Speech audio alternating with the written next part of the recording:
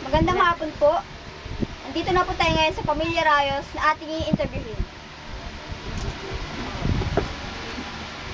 Ano pong pangalan nyo?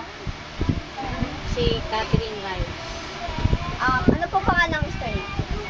Si Julius Rayos. Ano po ang trabaho ng mister nyo?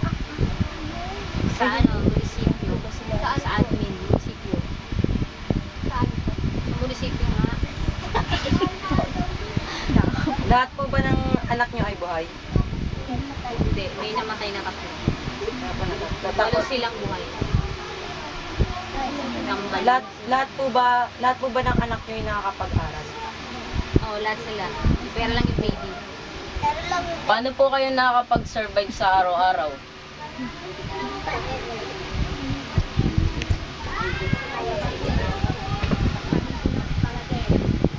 Nakakasurvive din kasi minsan pag titinda-tinda kami.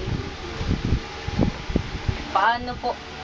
Maayos po ba ang iyong pamilya? Ayos naman.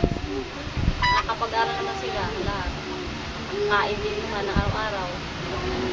Paano po kayo napapagkasya niyo po ba sa araw-araw ang kita ni Mister? Minsan, hindi.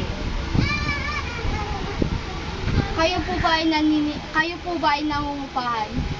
Hindi. Sarili. Sariling bahay. Maayos po naman po ang titira niyo dito. Ayos naman. Hindi pa naman sila.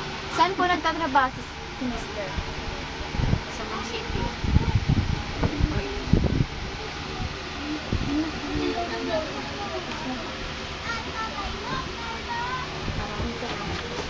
Tapos na.